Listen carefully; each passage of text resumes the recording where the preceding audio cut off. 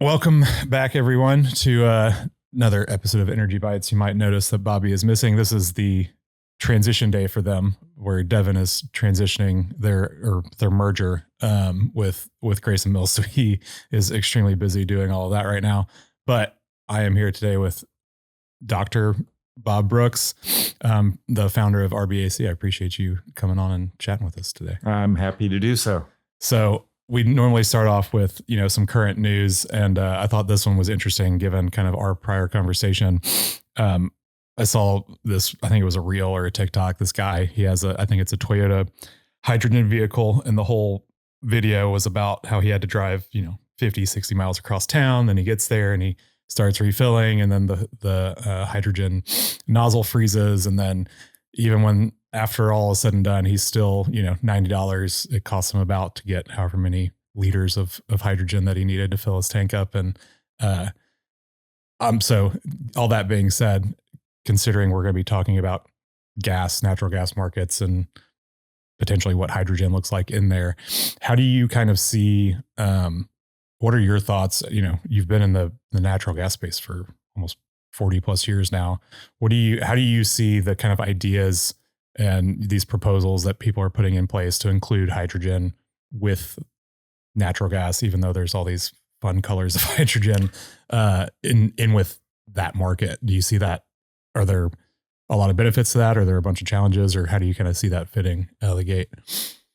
Well, the simplicity of it is that those who are promoting hydrogen as having an important role in the future of energy are doing so because when you burn hydrogen, you don't get carbon dioxide. You get water. You just get water. Yep. Okay.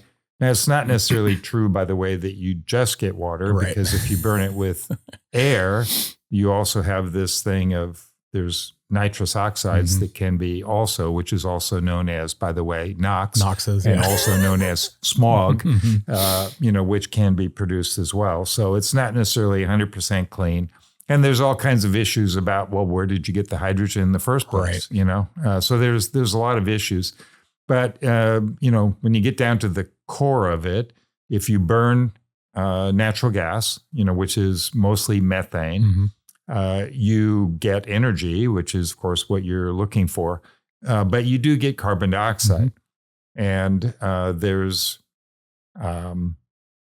variously graded intelligence about what carbon dioxide might or might not do as far as global warming or changing the atmosphere in such a way that it is negative or causes climate change and so forth. So there's, that's basically the reason why, hydrogen is even being considered. Right. It's been on the agenda for many right, years and decades, actually. But there's also different ways of using it. So I think, I don't know what the, the example, the incident that you were talking about, right, whether this was a hydrogen fueled car where they were actually pressurized hydrogen as a gas. There's other ideas, for using hydrogen fuel cell and so forth.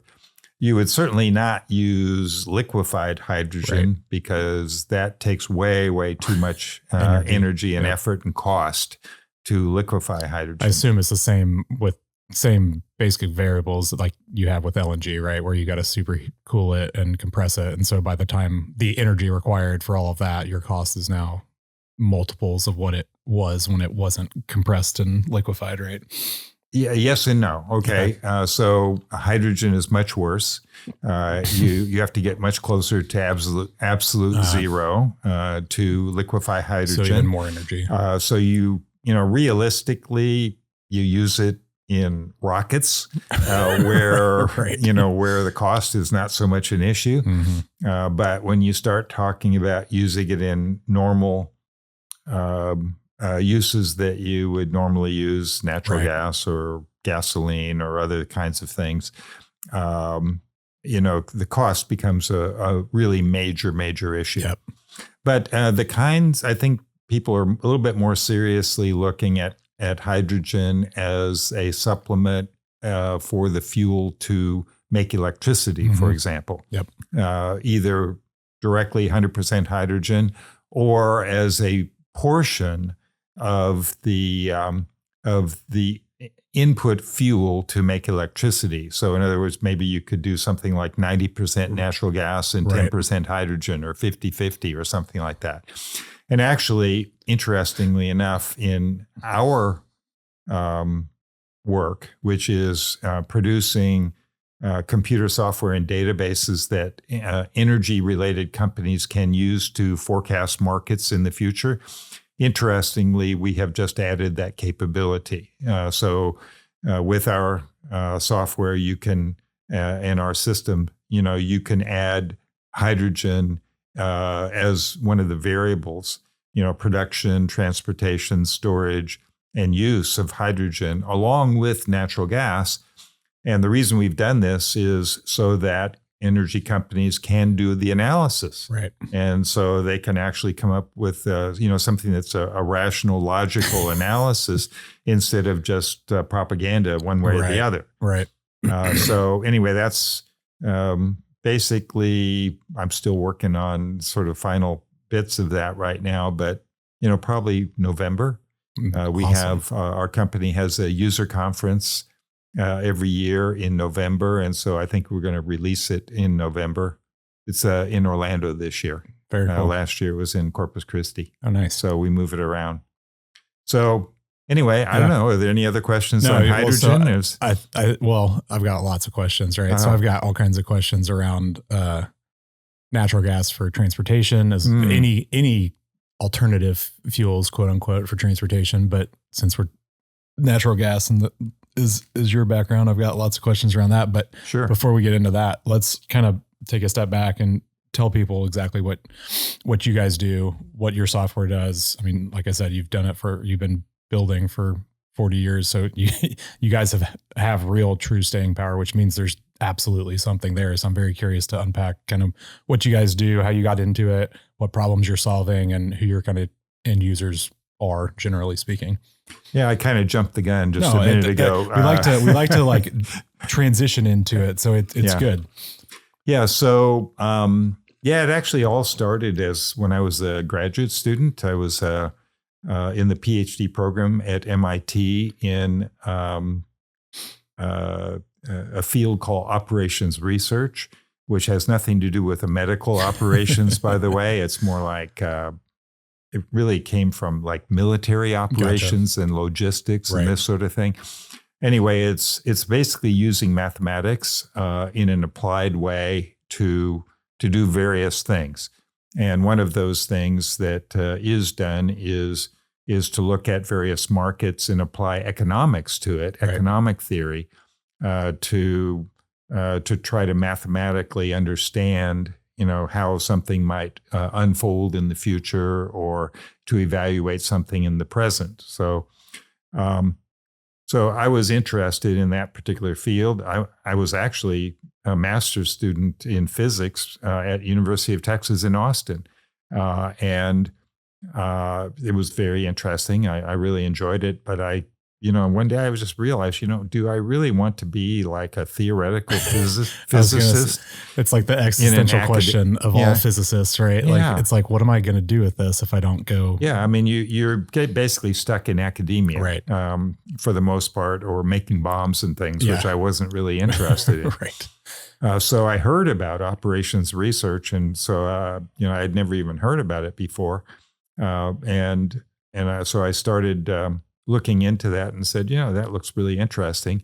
MIT had a program in it, and I applied and got in, and basically I had a family at that point, so I was already married with a couple of kids, and so I had to, I wasn't going to be just a student. Right. I had to, I had actually pay my way, so I had to have a job. So I actually drove up from Austin, where we were living at that time, to Cambridge, Massachusetts, and went to. I found out that there was something that they had called the Energy Laboratory, And I was interested in energy also. I don't know if I want to get into that, but, energy, I could see that was quite interesting even when I was at UT. Right. And in fact, I had read about this guy, Peter Glaser at Arthur D. Little, which was also in Cambridge, Massachusetts, who had this idea of a satellite solar power station, SPSS. And you build this gigantic satellite with solar cells that capture, sunlight and beam it down to Earth. And, I really didn't know anything about costs or anything at that time, but it just seemed like a really cool idea. Right. That's a hell of an idea. Huh? Yeah, it was a hell of an idea. So actually, when I drove up, I actually saw two people. First of all, I went at MIT itself and this energy laboratory, and I said, I'm going to be a new student. I need a research assistant job or something. And he said, this guy, Professor White, said to me, go to the Sloan School and talk with this professor. I forget his name right now. They just won a contract from the National Science Foundation to study the natural gas industry. Interesting. What year roughly is this? This was in 1972. Okay. I want to, because it's important giving especially natural gas, the history of the regulations and all that stuff. So that was exactly before FERC and all the fun stuff. You're totally right. Because this was exactly the point. The point of the study was to look to see whether deregulating the natural gas industry would be of benefit, to the American people economically. Right. This was the tight gas floor. Well, this was actually it was a little bit different from that. Okay, this was the way that natural gas was regulated was based on the initial Natural Gas Act from the 1930s. Right. Okay, so pipeline companies actually had to buy gas from producers, and then they would move it and resell it to local distribution companies. Could be thousands of miles away, but there were rules on what price that they could charge those utilities. And so, it was very, very tightly regulated. Mm-hmm. In fact, it got to a point where this was the Federal Power Commission before FERC. Right. They actually were in a position where they had to regulate the price of of gas produced in every single well in the United States. This was like over 1 million wells. Yeah, that's insane. So it was like, totally gotten totally insane. So that's what the project was. And so we had 6 graduate students and 3 professors on this project. And my role, I had a couple of different roles, but my major role during this 3 years that we did this project was to understand the transmission system. In other words, all the pipelines and how they were connected to upstream, to producers, and downstream to consumers. And so I actually built a model of all U.S. pipelines and how they were all interconnected and tied it in with what the other people on the team were doing on the supply and demand side. And then looked at, under current conditions with the current regulation, how did things work and what kind of prices do we have? And then if you had deregulation, how would it be? And so, did the comparison. And that was basically my PhD thesis. My professors liked it. And so I got my PhD. Did that snowball into ultimately It did, but kind of slowly. Right. Okay. So what happened was federal government agencies through various ways found out about the work that I was doing. And so I actually after I graduated, I just basically kind of stayed on my own. I didn't take a job. And 3 or 4 projects came my way within a very short amount of time. For the Federal Energy Administration, which evolved into Department of Energy. for Federal Power Commission, which evolved into FERC, right. and some others, and Electric Power Research Institute also did one. And so I actually got several projects that were very strongly related to, what my PhD thesis was all about. So that's awesome. I actually had work, which was good for my family, right, because we needed income. And so, that happened. I sort of skipped the part where I actually did get a job. I forgot, which was for 1 year. I was a professor at University of Southern California, which is how I got from Boston to LA. But after, before the year was up, basically, where I was going broke because the salaries were so low, right. I got this opportunity to do those projects that I was talking about. I took those opportunities and never went back to USC. So I was only there for 1 year. So anyway, this all worked out very well. And, it's like, your career kind of evolves, you meet people and so forth. So I met somebody that said, well, why don't you just open an office of my company out in LA? He had an office in DC area. And then you can work with me. You can be a VP in the company and run that office, and we'll work together. I liked the guy a lot.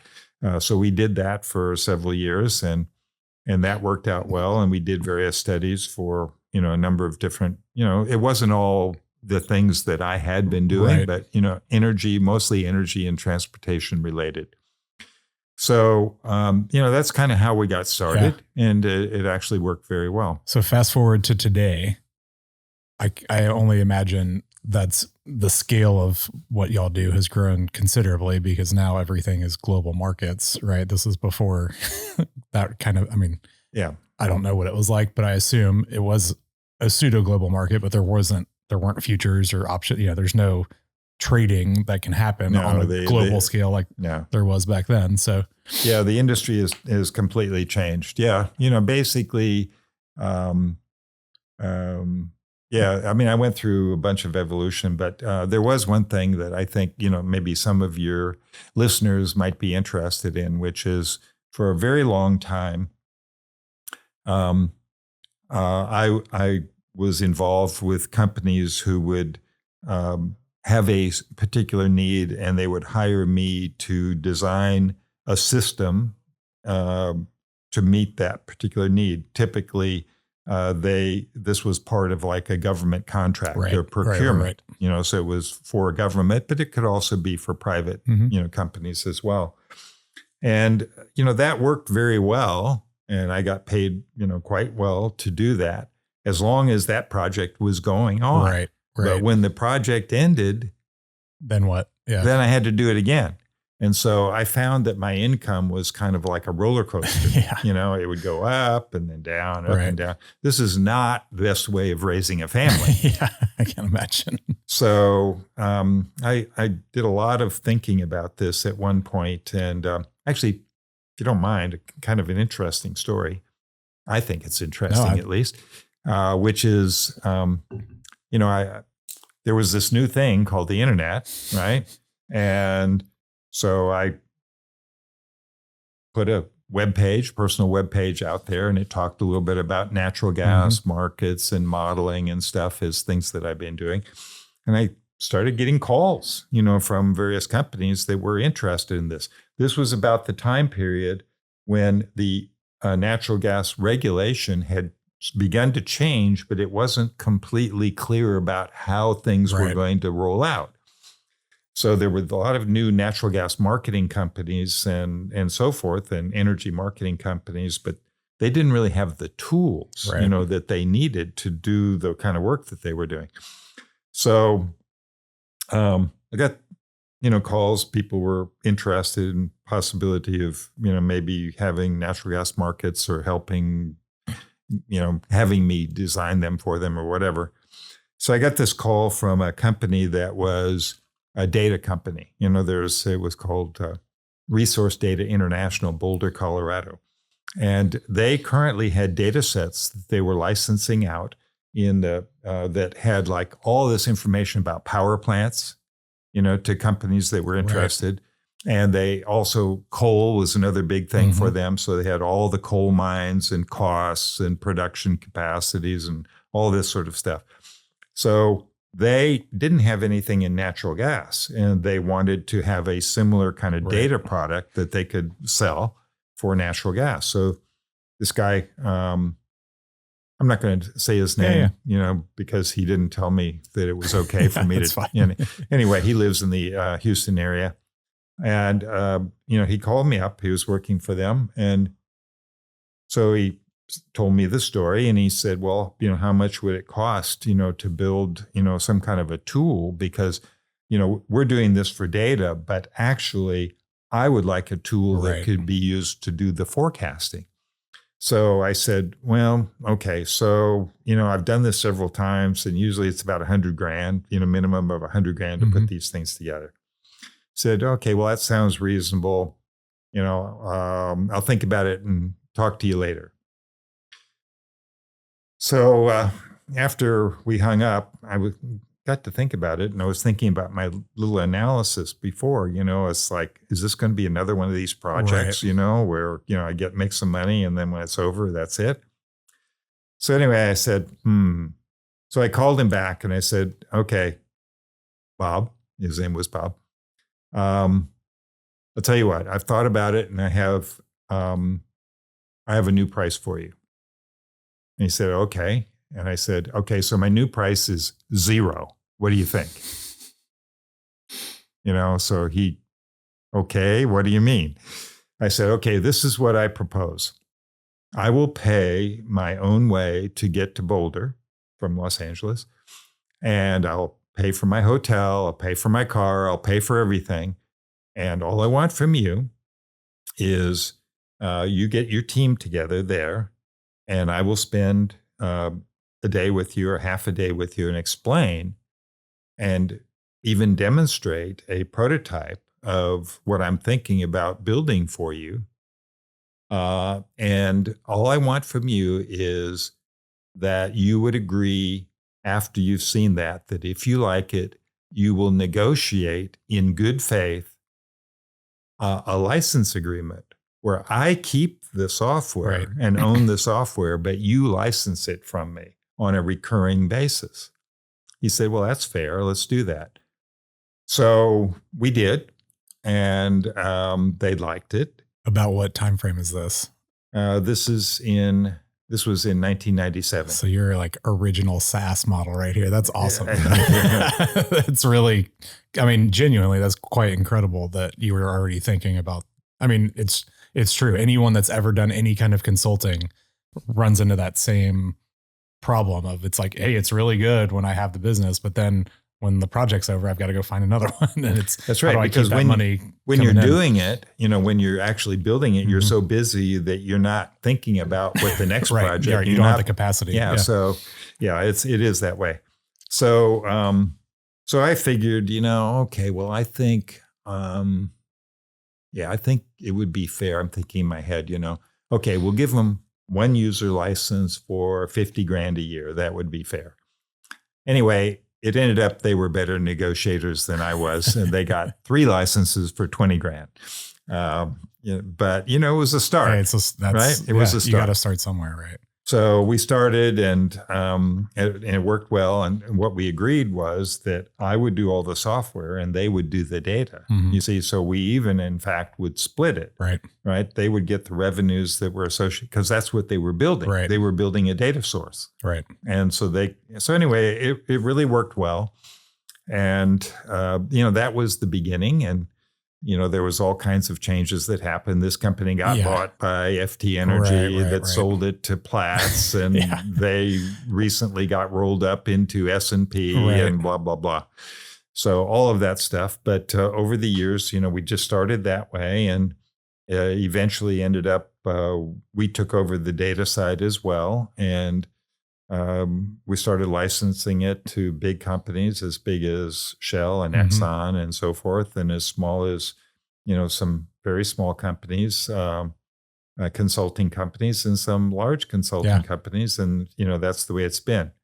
So that's the way it was up until a few years ago, when as you were saying, we started to see that actually there was an evolving global market for natural gas, primarily happening because of fracking. Yeah, the shale. You told me that you had been involved in that industry yourself, earlier. And because of fracking, it turns out that U.S. and Canada have so much natural gas resource that once they figured out how to do it economically, it was like, what the hell are we going to do with all this gas? That's where we're at right now. I feel like we're still that way. I mean, I've been waiting for gas prices to go up ever since I got into the industry. I know. I got in when they were on the way, right after, whatever, 7, 8, I was on the tail end of the downside of that. Yeah. And then they've never come close to that since. It's amazing to really think about. It's really amazing. If you take into account inflation and everything, you have $2 or $2.50 gas. I mean, it's almost nothing. But anyway, what this has done, of course, along with, if you think about it, actually, Cheniere was going broke. I mean, they were about dead. Because they built this import terminal. Right. And what are you going to import? There wasn't no need to import. Yeah. Okay. So Cheniere, whoever it was, Sharif or whoever it was smart enough to say, you know what? The only chance that we have to survive, I think this is what's going on in his head. I didn't read this, is to switch this around and make a liquefaction and export terminal. Anyway, they did this, and it came into service in 2016, and the rest is history. We're now the biggest liquefied natural gas producer in the world. Yeah, even overtaking Qatar.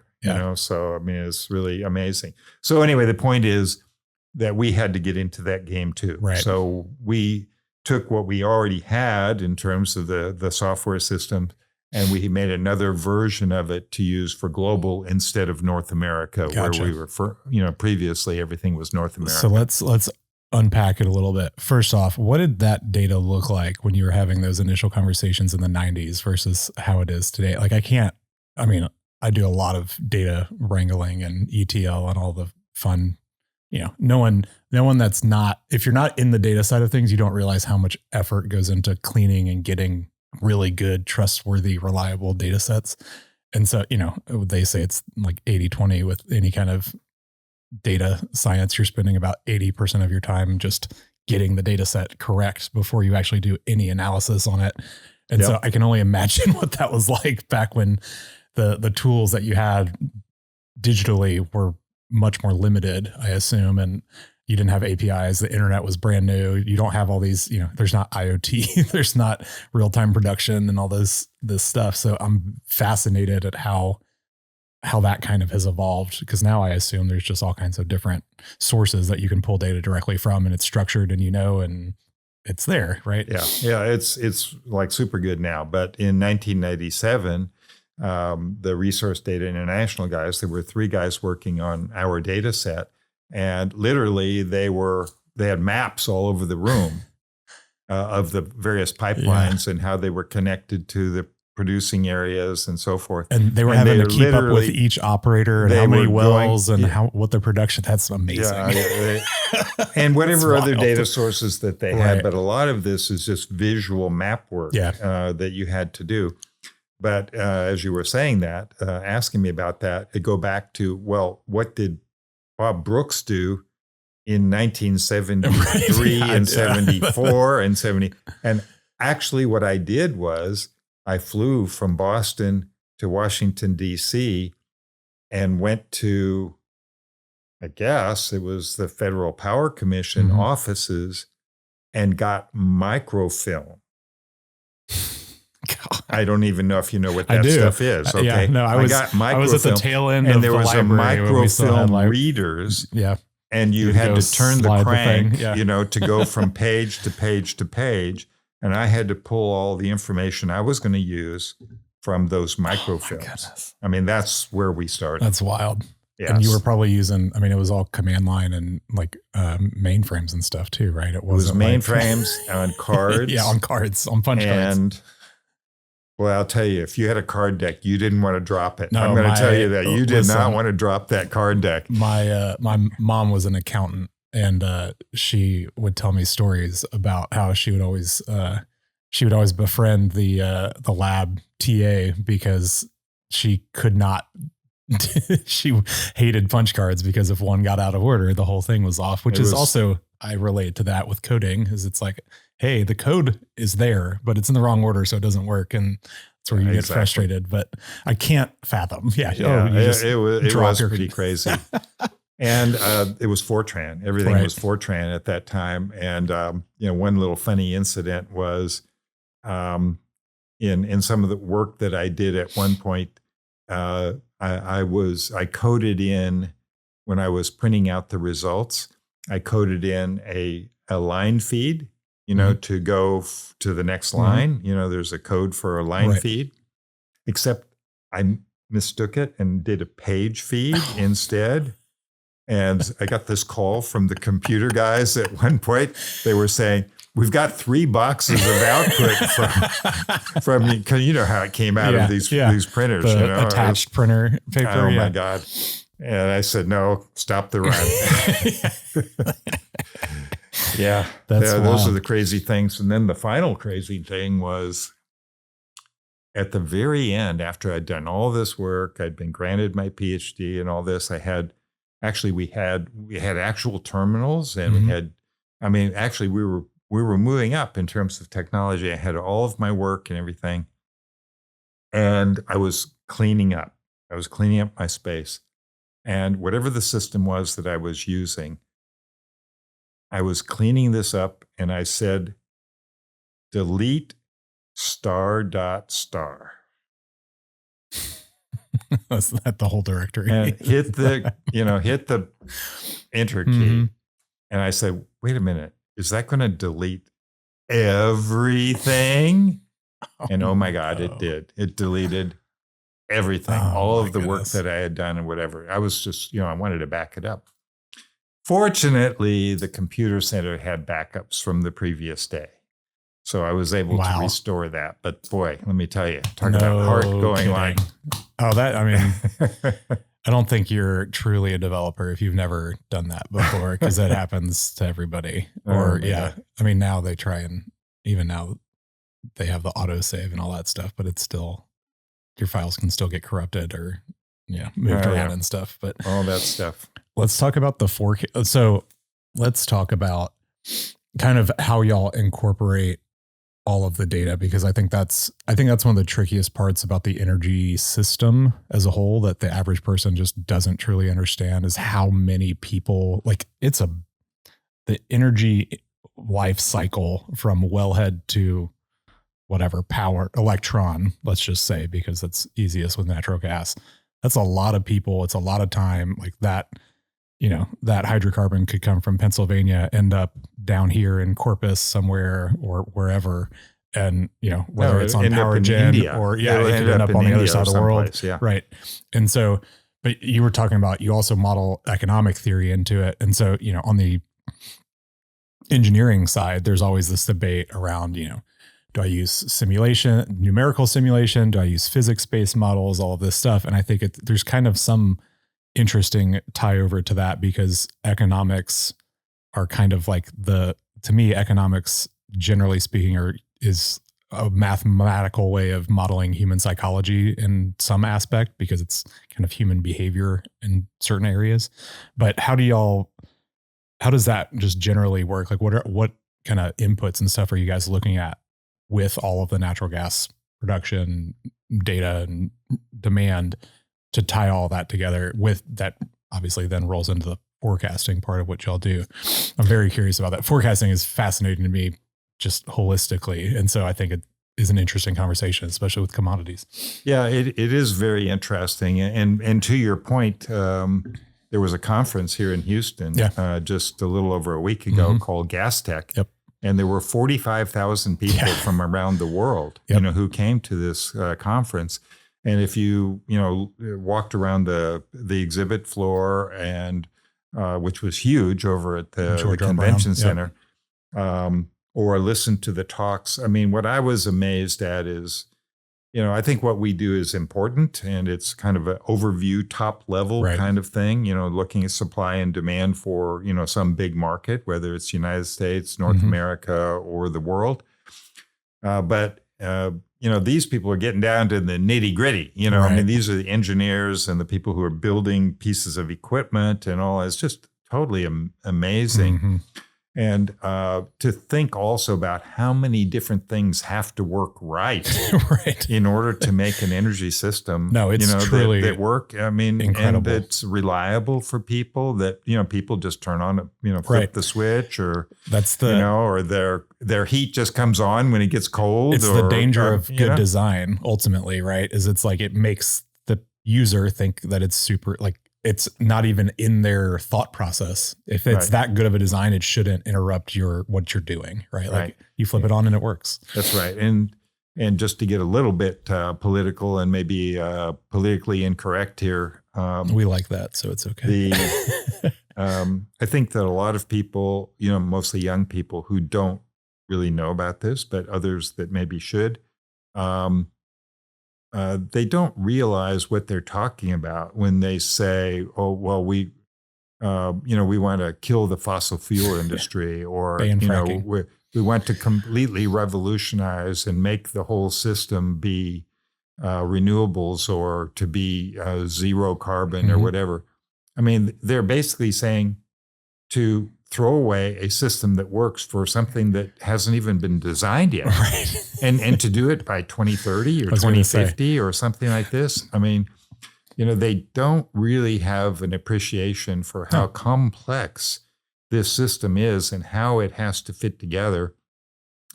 And they can't really quite see, that it would be better to go very incrementally. And I think it's totally, by the way, I think it's a totally rational and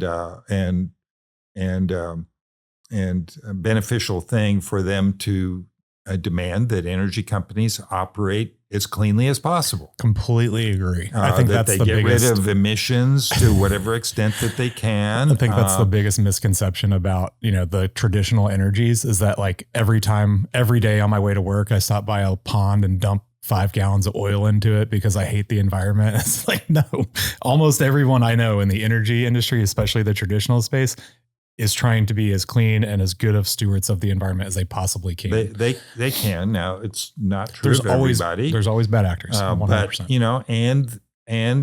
there are costs associated with making better equipment that's going to emit less methane and so forth. So there are costs, and those costs have to be incurred by somebody. Right. So I think that there is some inertia, in the system.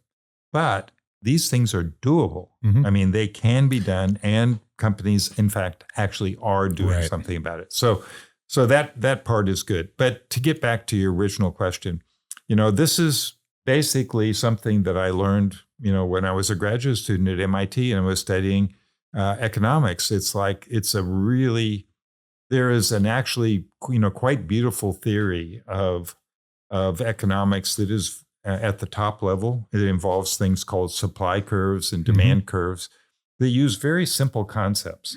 Very simple concepts. And they're very rational concepts. It's like when prices are higher, people are probably going to consume less of that particular item. On the other hand, if prices are higher, producers are probably going to try to produce more. Right. So you get a supply curve where the quantity produced goes up with price, and you get a demand curve where the quantity that is going to be consumed goes down with price. So you have these forces here, and what you learn. A guy actually was an MIT economist named Paul Samuelson, wrote back in the 1950, in fact, the first article that said, okay, well, if we have to move, product from some production area to some consuming area, this is how the mathematics has to work, for a supply curve, demand curve, and transportation system. And anyway, you look at it and, it turns out to be, for anybody who has an appreciation for mathematics, it turns out to be a quite beautiful theory. Yeah. and the equations make a lot of sense. Just like I explained supply and demand. Right. There's other things that kind of make sense. Like it's like physics almost. Like I can kind of see how you went from like the physics side into this side of it, because it's like you have these theories that are kind of explain the reality, right? Yeah, they explain they are, that's right. They are descriptive of what you would actually expect. Right.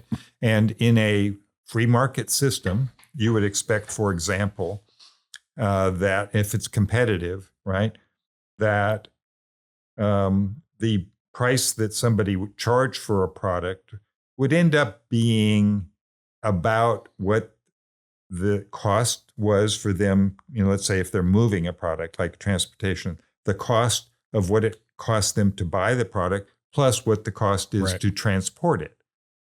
Okay. Because if they charge more than that, plus, a little profit or whatever, if they charge more than that, competition is going to drive the prices down. Right. So, there's equations that describe all of these kinds of things. And when you pull it all together, it just works very, very nicely. So those are the underlying mathematical economics to our systems. And this is all something users don't really have to know about, except for they don't have to know about the algorithms that actually solve these things, which are pretty complicated. But they do need to know about the principles and to agree with the principles.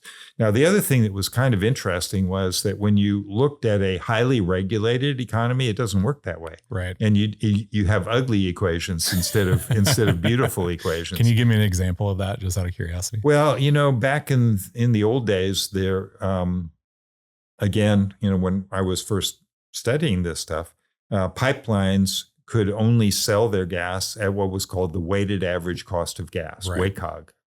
Nobody hears of WACOG anymore, but that was... Everyone hears about people complaining about how low their spot prices for gas in the Permian.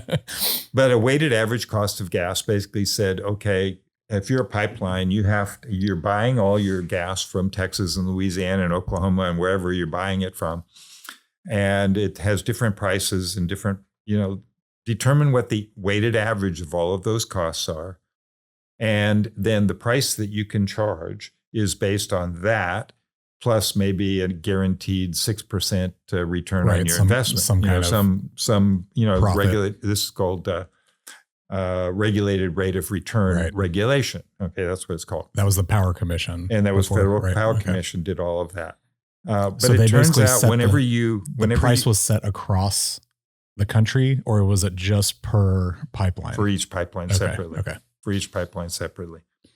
So, but it turns out when you look at those equations, the weighted average cost equations turn out to be much more complicated. It's much more complicated. And from a mathematical point of view, trying to solve to get, quote, the optimal solution, it turns out it's much, much harder and much, much less clear and so forth. And so I was able to, as part of my thesis, to figure out how to do that stuff. But you can see, how the idea of a free market, or, it's not completely unregulated, clearly, but one which operates with more sort of rational rules, ends up with a better solution. That's all there is to it. It's also simpler in some aspects, I assume. It's simpler, yeah. But, if you think about it, around the world, it's not that common. Right. Most places are not that way. And, you take a place like India, it's doing better, much better as a country and as an economy than it used to. But it was still, up until very recently, people just couldn't afford, high-priced energy products. And so the government always had to subsidize. Okay. And there were times when they had committed to buying LNG, and then the LNG was too expensive, and they had to basically refuse the cargo and just pay the penalty, because it was just too much. So, those kinds of things are, very typical in the poor countries. But in some countries which were previously poor, they are trying to develop systems that are somewhat similar to what we have in the United States. So you will see in China, for example, we think of China as being communist, but it's a very strange kind of communism. Right. They call it socialism with Chinese characteristics. Right. Okay, which means basically, hey, we're the top dogs, we control everything. Yeah. Okay, so it's an autocracy like that. But in actual fact, I mean, it's like a super capitalism in some regards, right, inside that country. So they are quite interested. I've been there several times, and in Beijing, talked with some of the energy companies and people, and I found them to be very interested in how we do things in the United States. So they are a country that is trying to sort of break out of their isolationism and to understand what's happening around the world and to take what they can learn, how it might be applicable to them and do better that way. Yeah. So I'm not going to say anything about, the politics and, the defense and offense and all of the other stuff, but I'm just talking about on the economic side, my experience with a country that, in the end, the demand for natural gas in China is going to control the world oil price or the world gas price. Yeah, for sure. Yeah, because it's so great. No, that's it's an interesting. So when I was getting my master's, I took a policy class, and my professor, he was on both Bush's and Clinton's energy advisors, or what, I don't even, apologize for butchering that, professor, but Council of Economic Advisors. But the fascinating thing that I really took from that class was how almost disadvantaged the US is because we are a democracy and because you basically have power changes every 2 years, right? So like energy, pretty much any kind of commercial energy project is, takes way longer to develop, right? And then you start looking at how they plan these projects, and then you look at all the risks, and then you've got policy is one of the biggest risks of any kind of traditional energy project these days. And so it's like, well, how could you get approval for a pipeline, even if all the state and local stuff was checked off? It's like you still have all these risks just policy wise that are outstanding or could change in the future that you just have literally no control over.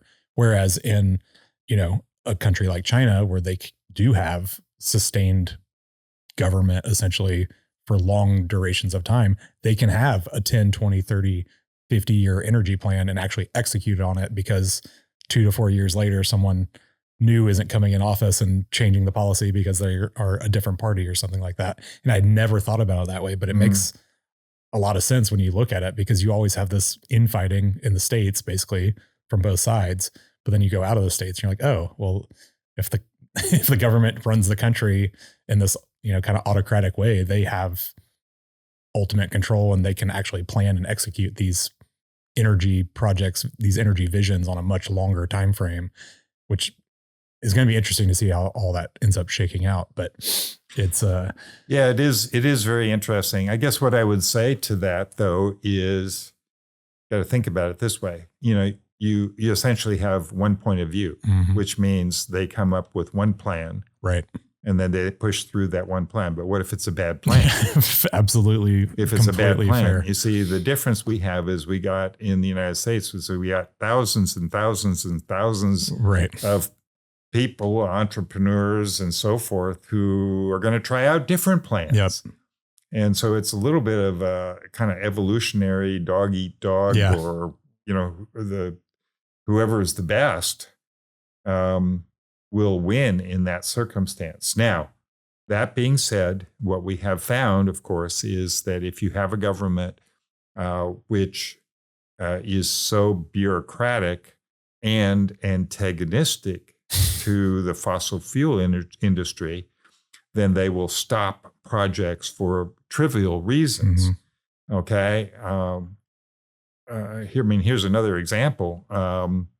In Texas, not only do we have all this oil and gas and so forth, but we have an entrepreneur who is building the first rocket that will be able potentially to take people to Mars. Yeah. And by the way, do you know how it's going to be fueled? Yeah, by LNG. Natural gas. It's actually going to be fueled by LNG. Yeah, no one understood why he picked Brownsville for all of that stuff, and then he bought a bunch of gas wells. And there's we have Rio Grande LNG is going to be right next to the plant. There's a lot of energy infrastructure because it takes a lot of energy to get out of orbit. Yeah, there's all of those things. But anyway, the point is that the FAA under the current administration, even though SpaceX is ready and has been for a month to launch their next rocket, to test it and so that they can make it better and better and better. That's their philosophy is you launch frequently, you find out your errors, you fix them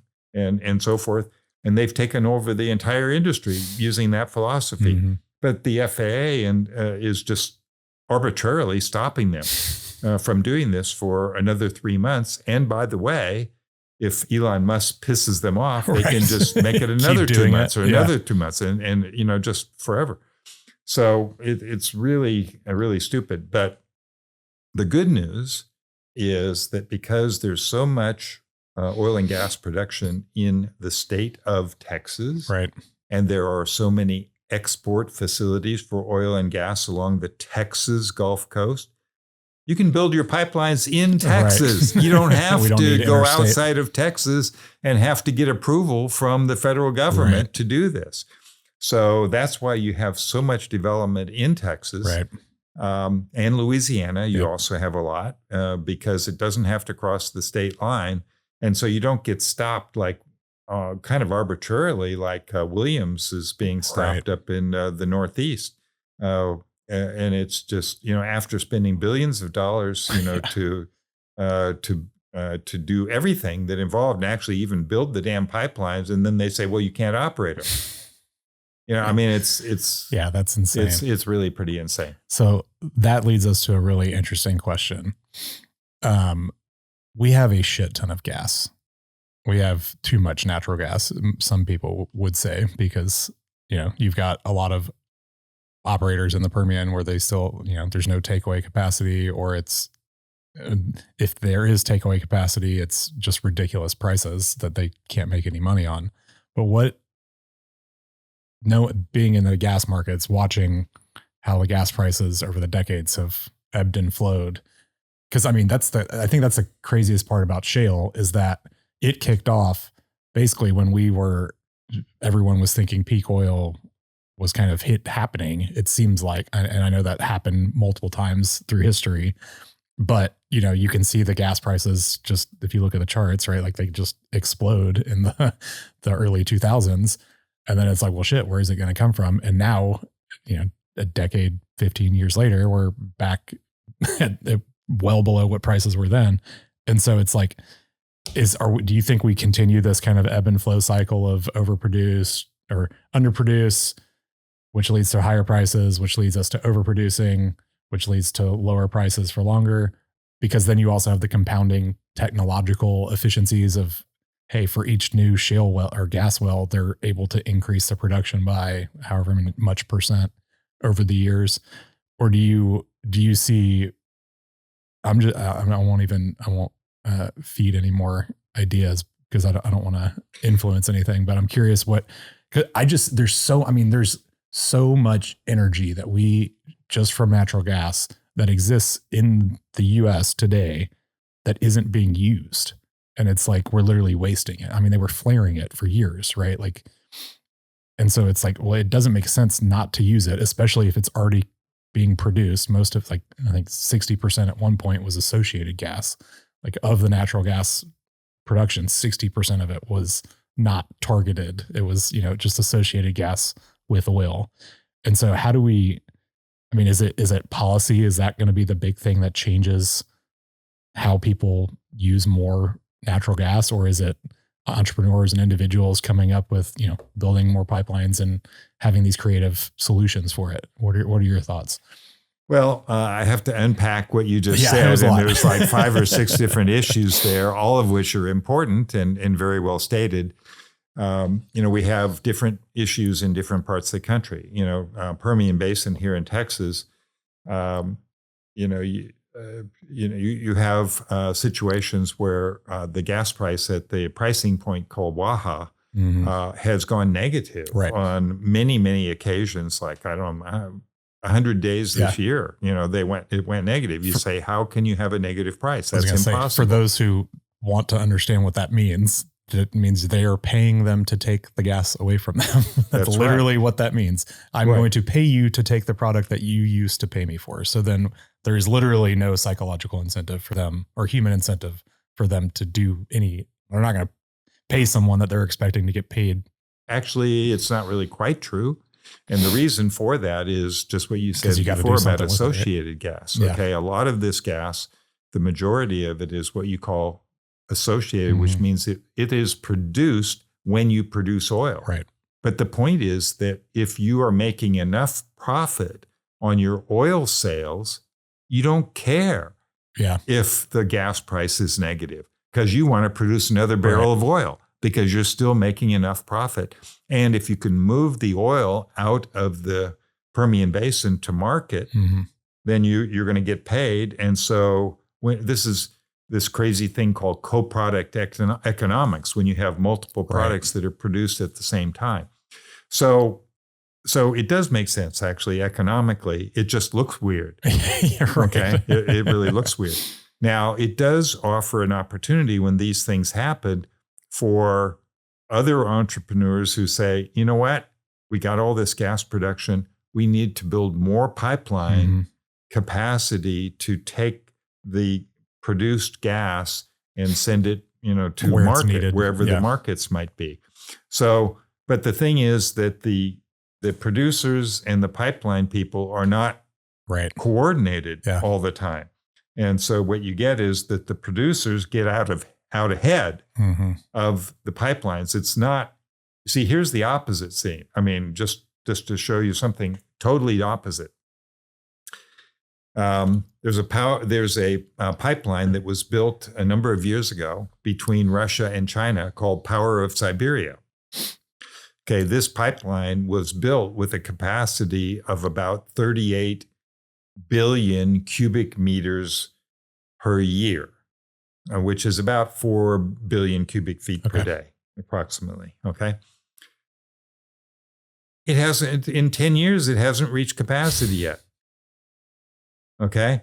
Because why? Because they built the pipeline first, and then they developed the field around that is going to supply the gas through the pipeline. We do it the other way. We do it the other way. Okay.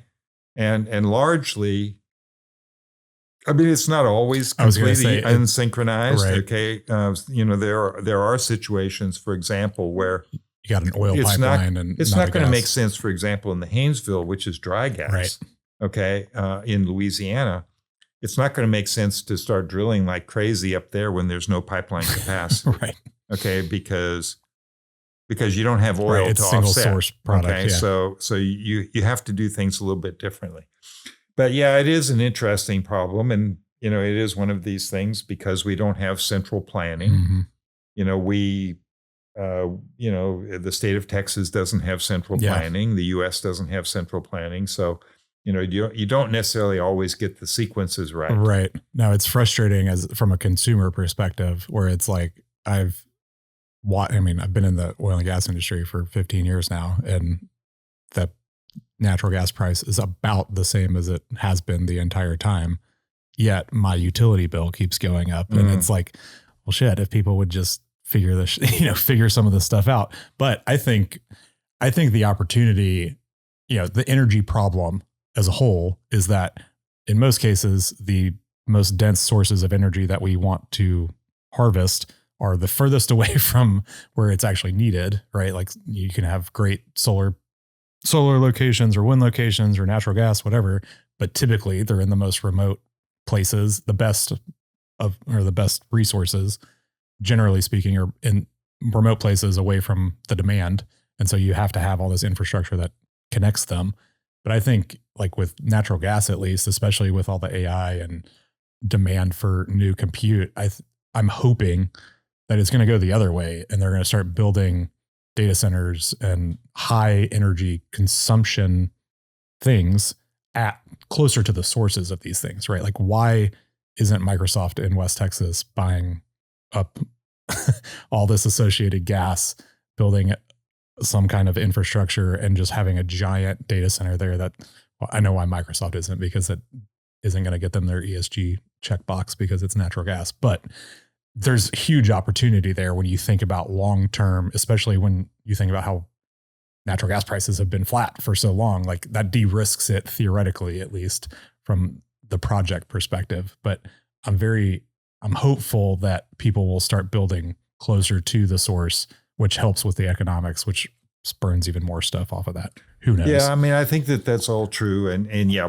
Microsoft decided instead to restart 3 Mile Island and get nuclear power for those.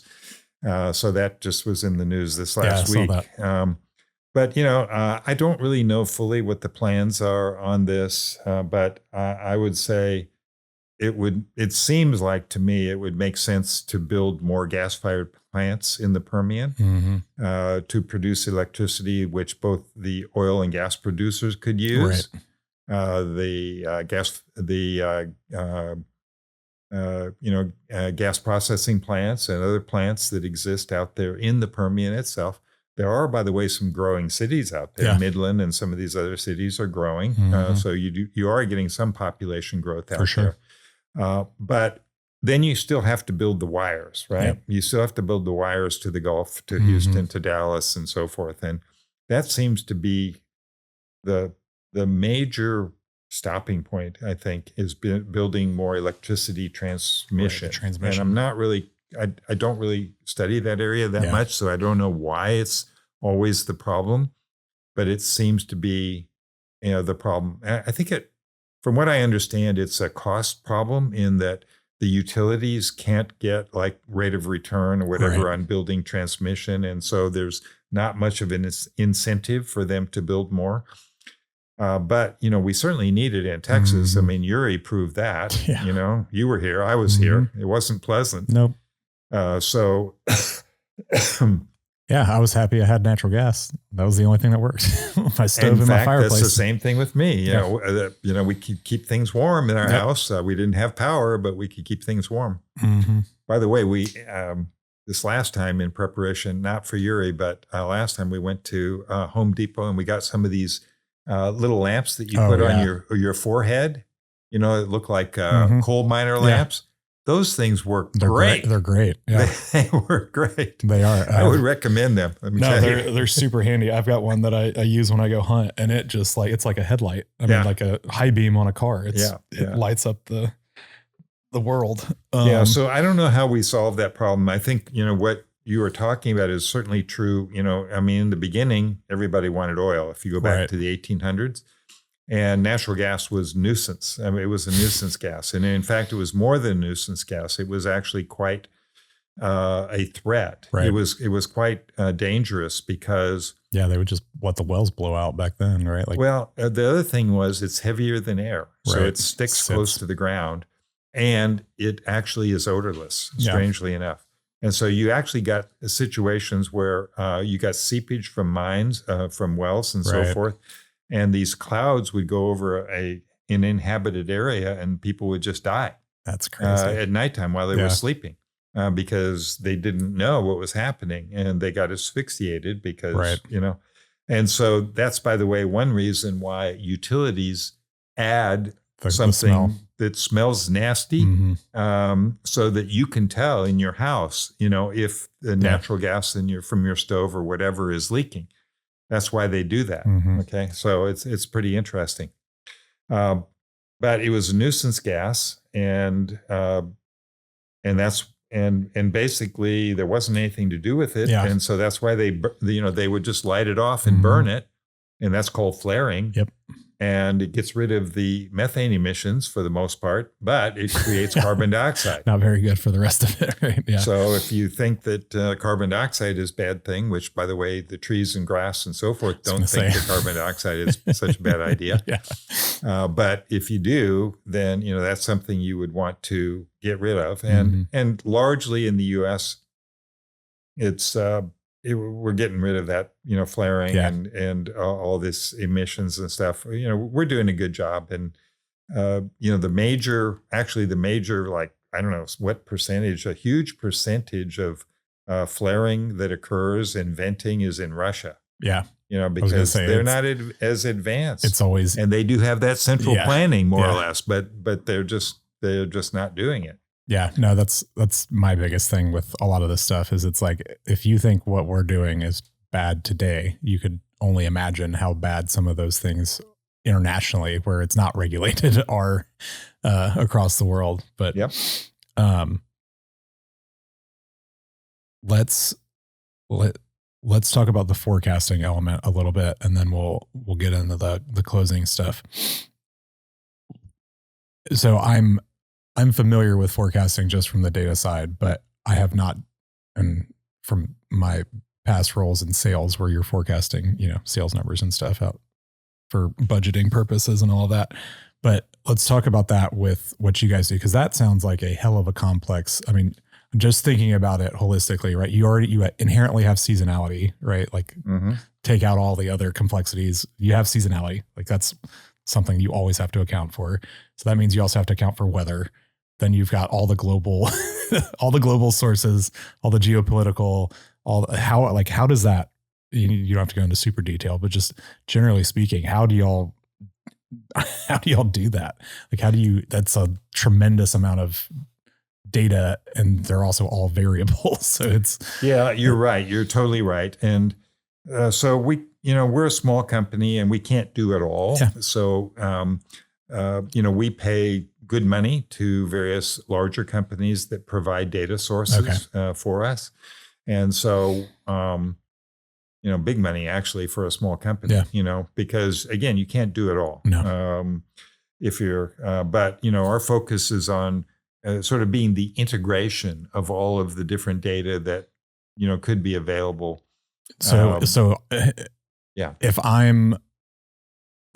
Describe who your current customer is and what problems they're trying to kind of solve with your platform. Well, the big companies, of course, have, problems across the board, right? So this is kind of at the top level where they are basically trying to determine where prices are headed. Our prices in the near term, medium term, and long term, are they headed up, down? Mm-hmm. Like you said, what kind of seasonality is associated with prices and all of these kinds of things. So in the short term, it's usually the traders, okay? Because the traders are the ones who are most interested in price. Yep. In the longer term, the people who are most interested would be, let's say, planners who are looking at investments in infrastructure, new pipelines or new power plants or anything like that. So they want to get a heads up on, they may want to look out 25 or 30 years or longer to justify the expenditure on, some new piece of hardware. Okay. So essentially we're forecasting four things.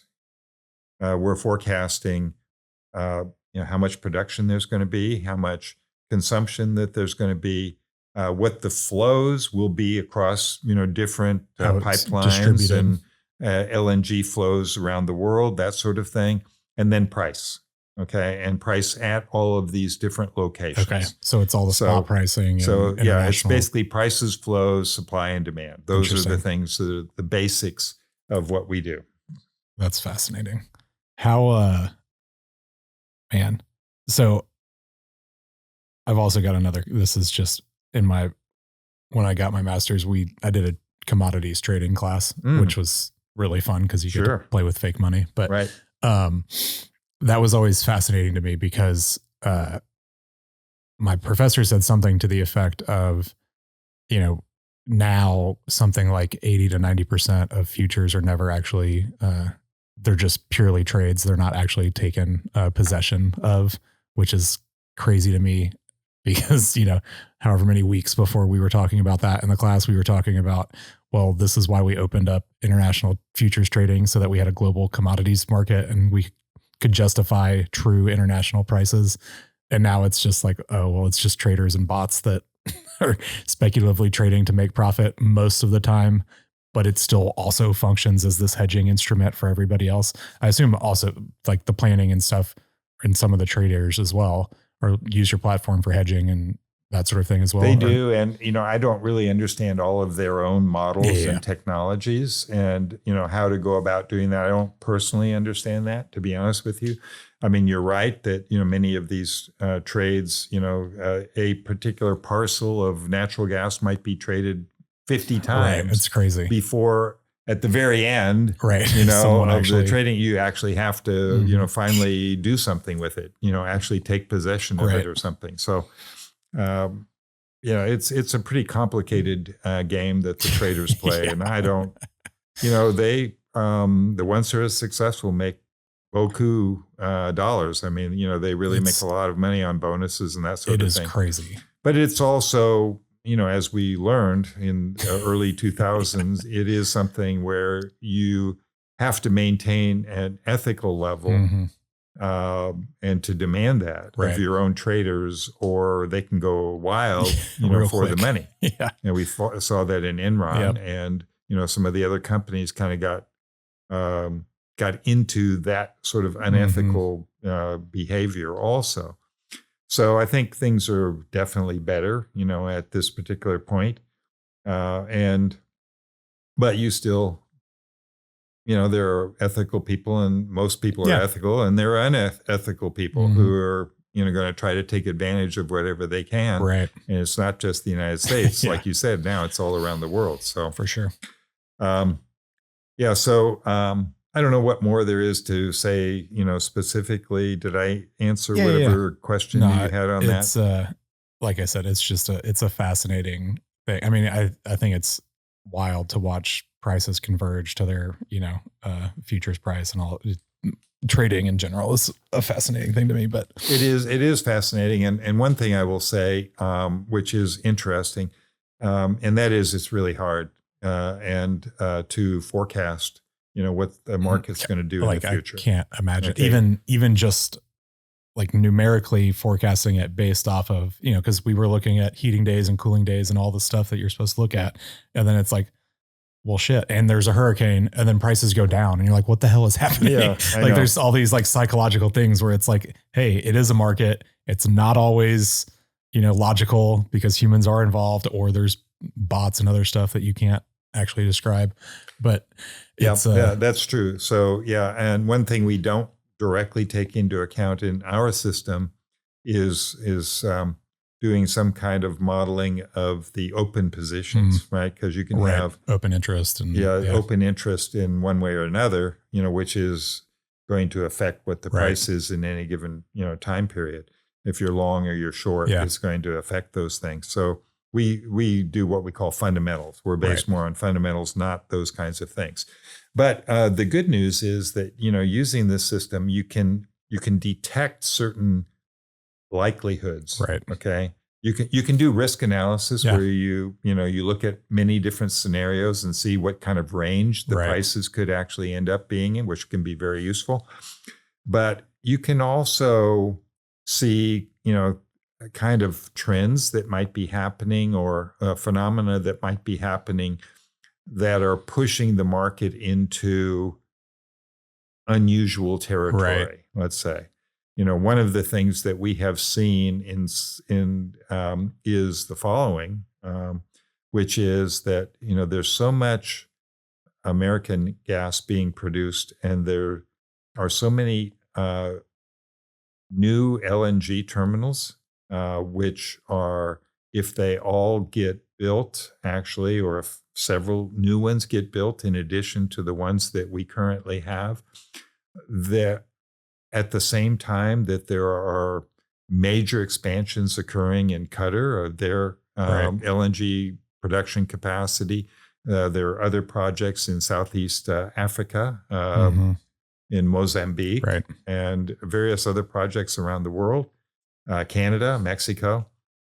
You can envision, in fact, our models will point to a situation where you could get toward the late 2020s, an LNG oversupply that would basically overwhelm the world market and prices collapse.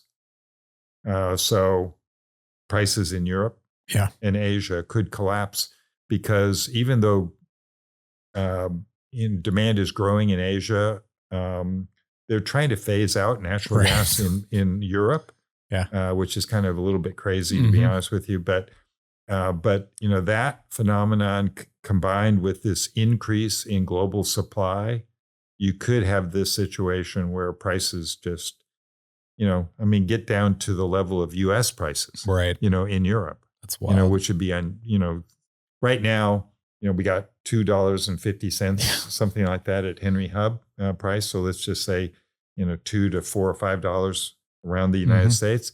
And in Europe, it's like 12 or 13 right now. Right. So you can imagine if that 12 or 13 goes down to 2.5 or $3 or $4, that's the same as US. It's like that would be pretty amazing and very, very unusual. But you could have that kind of situation happening if you overwhelm the market with too much, which is kind of what you were saying at the very, very beginning. Right. It's not just a U.S. phenomenon that happens in the Permian Basin. Right. I mean, this could happen globally as well. Yeah, no, that's the weird thing about the natural gas side. Like I said, is that they just keep getting better result. Like they just get more efficient with how much gas they're able to get out of a single well, and they have continued to be. And yet they still, they're still producing gas because they can make those margins work. But it's wild to see, no pricing. I mean, you look at how volatile oil production is tied to the price of gas, right? Like people start turning wells off and shutting things in or doing deferred production once you get below $50, $60 a barrel.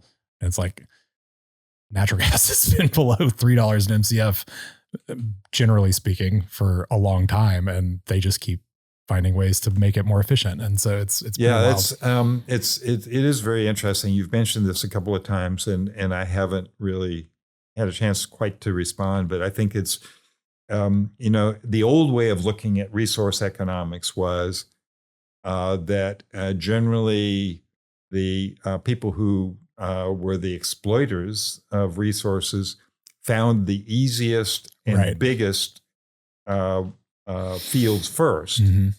And so they developed them first, which meant that if you look at it over time, the cost of resource exploitation should increase per barrel or per million BTU or 1,000 cubic feet or whatever, because you're going to pockets that are less prolific and more costly.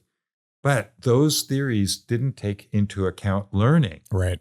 Okay. And the biggest learning that we've had over the last 50 years has been horizontal drilling and controlling that along with hydraulic fracturing. Yep.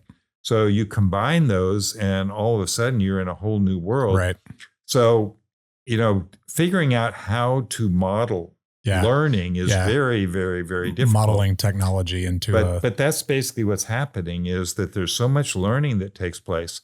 And the process, they also called I think they call it the factory approach or manufacturing approach, which means that actually something that you could not do in the old days, which is, once you turned a well on, you kept it going. Yeah. Okay. Because otherwise you could actually ruin, the formation, that. But you can now, they do so many of these wells or whatever, it's more like a control thing where, if prices are too low, okay, we'll turn some of them off and it's not going to actually hurt things. Yeah, no, the technique that one of the innovative ways they kind of figured that out was when prices were low, they still had lots of drilling activity. So that they call them ducks, drilled uncompleted. So they would drill the well at fractions of a penny on what they were drilling them 2 years prior because everything went down, all the prices went down. So they get a really good well cost. Then when prices go back up and it's economic, we'll come back in, frack the well and start producing. Complete it. Yeah. And so it's a smart way of looking at it because the asset, that's the craziest part about oil and gas. The asset doesn't go away. It doesn't disappear. Like it's not degrading in our time cycle, right? The well is going to produce what it's going to produce. And so it's like, if the economics aren't there, then you just don't produce it. It's pretty crazy. It is pretty crazy. And I'm hearing there's another thing I don't really know much about called refracking. Okay, so they can go into an area and then frack it again. They're going back into the exact same well. But if prices are too low, they just delay the refracking until prices are justify it. Yeah. So there's much more control that producers have than they used to have, on this, and you're seeing this in real life. If you read the newsletters and so forth, producers are reducing. To try to bring prices back up to a better level.